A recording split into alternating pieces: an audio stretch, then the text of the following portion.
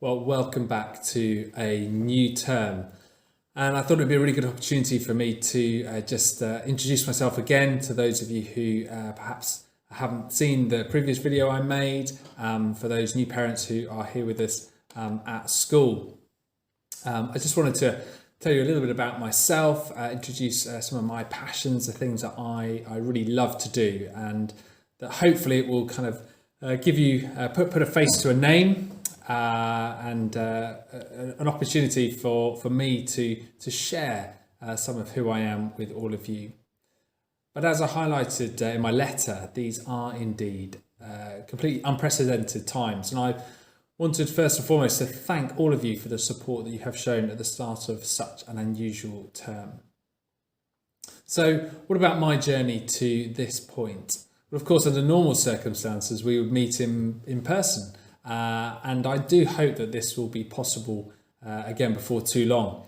It's been lovely to say hello to a few of you in the car park as you've dropped off your children from afar, of course, with face masks on. So that's been really good to do. Equally, I want to thank those of you who sent messages of welcome. It's been lovely to receive those. And for me, it's really easy to see why the community of St John's is so highly regarded, so well thought of. It's so close-knit and it's incredibly supportive. So a little bit more about me, and I thought I'd break it down into a couple of different areas. And the first one is I've always been passionate about the outdoors. As a young child, I was often seen at the bottom of the garden in the fields, damming streams, wandering in the fields in search of adventure, probably to some of the farmers who are a little bit disappointed in sort of rolling some hay bales around, but enough of that. I was fortunate to grow to really love the outdoors.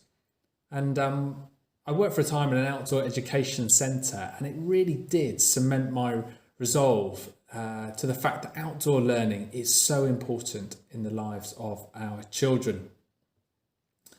I think one of my most memorable moments was learning to make fire by friction. Now, I don't know if you've ever done that. Trying to make fire without a match is actually, well, it's really quite difficult, as I found. And I toiled for, well, it felt like an age, but the best part of a morning, shaping wood with a knife to make sort of the drill itself, to make the bow with the string on it, to make a hearth and a block. And I crafted all of these items, and they weren't particularly beautiful, I hasten to add, but I had made them, and there was a real sense of achievement there. And as I tentatively pulled the bow back and forth, smoke started to appear and the embers started to form, and I was quite blown away by this.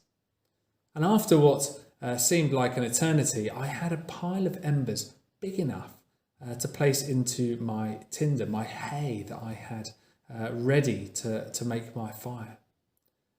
I did it so carefully, and I gently put the ember into the hay, and I blew into it, and suddenly, and it was quite suddenly, there was this huge plume of smoke and flames appeared, and it was a moment of real joy. I was completely transfixed by the notion that I had created fire without a match. And at that point, I was completely in the moment, and there was nothing more important at that moment in time than looking after my embryonic fire. And with some coaxing and encouragement, the fire took hold, and I added small sticks, and the fire got bigger, and after a while, I was able to add those bigger sticks, and the fire was established, and I could finally relax. But I was completely in the moment. I was utterly absorbed by the task in front of me. And for me, it's how learning should be for our children.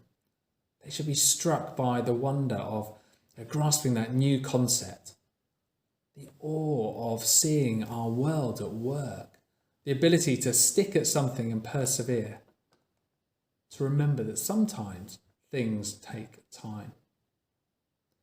And I think that knowledge of having a growth mindset is just so important. I can't do it yet. Or perhaps even better, I can do it, but just not yet. Imagine how that mindset can truly transform our children's approach to their learning, their music, their sport, their drama, their art, their friendships, their hobbies, and so on. I'm sure if I kept on practicing my bow drill firelighting technique, within a relatively short space of time, I would have become pretty proficient. I'd have known a bit more what I was doing. And then with further practice, perhaps, well, possibly an expert. Second thing that I really love to do is I love to bake bread. It requires some time and effort, but I'm always intrigued, and it never stops amazing me how much you can achieve with some flour, some water, some salt, some yeast. I love it. It's very therapeutic and very enjoyable. And the world of bread making is huge. It's got so many techniques for creating the perfect dough. I'm an advocate of the Richard Bertonet Artisan School of Thought, primarily because my wife had bought me a present to spend a day at his bakery, sort of doing a bread making course. And it was wonderful. I really, really loved it. It was a magnificent day where I learned so much. To be a student again is always a good thing for a teacher. But there's lots of different ways of making bread. There's people who advocate you don't need it, you just leave it. There's the dough scraper method. They use machines, the one-hand version, the Gerard Roubaud technique, to name but a few. And I think it's a little bit like the learning for our children. There isn't a one-size-fits-all approach. Children need to be known by their teachers and needed slightly differently. It can never be enough just to say to a child, oh, you've been taught that. We need to ensure understanding. And that might mean teaching the same thing in a number of different ways, a bit like the bread making, different techniques, but you get the same results in the end. That again is where the outdoor learning environment can be so important. Being outdoors, experiencing kind of nature, being present in and around the environment within which we live. It provides alternative environments for things to thrive, for children to thrive. And hopefully when regulations allow, once again, we hope to have some chickens here and some bees as well as a staple of the St John's surroundings. Looking after animals, looking after bees, they're really good ways to instill that idea of taking responsibility, independence, using simple skills like budgeting and involving them in every aspect of their care. I think there's a real need for our children to connect back to the world around them, to nature, and it's an area that I'm really passionate about. The final area I just want to share with you is my family. We are four, so myself, my wife, my son and my daughter. We also have a cat and a dog, sometimes best of friends, sometimes not. And hopefully the children will see more and more of the dog in particular as she gets used to coming into school. Mrs. Thoreau is now working in the pre-prep for 2 days a week, but you will see her around the school with a range of different hats on, I'm sure.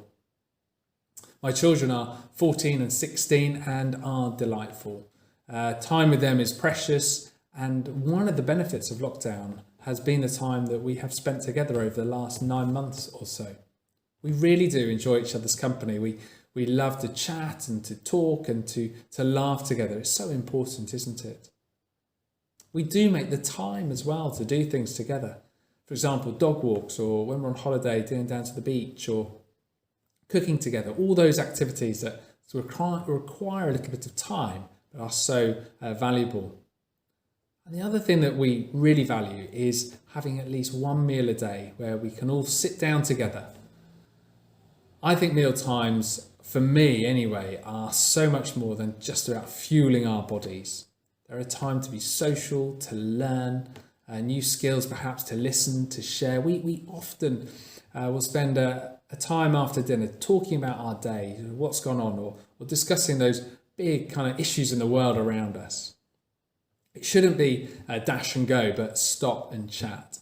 And I'm a huge advocate that should be the same in school. Because these vital soft skills are so important in today's changing world, and helping children to develop into young people and then adults who are comfortable to, well, just stop and chat, to be part of a team. I think they're vital ingredients in the changing world that we live in. Tomorrow's job market will look different to today's. So I hope those things give you a little bit more insight into me, a little bit more about who I am as a person. I love the great outdoors. I'm passionate about being out and about in nature. I love baking bread and keeping animals, chickens, bees, and I love my family. They are so important to who I am and the person that I am. I do look forward to getting to know you so much better. When time permits and restrictions allow, we'll be hosting various events in school, and that's to ensure that we can come together as a community, that we can build ourselves up as a community, and that we can support each other as a community.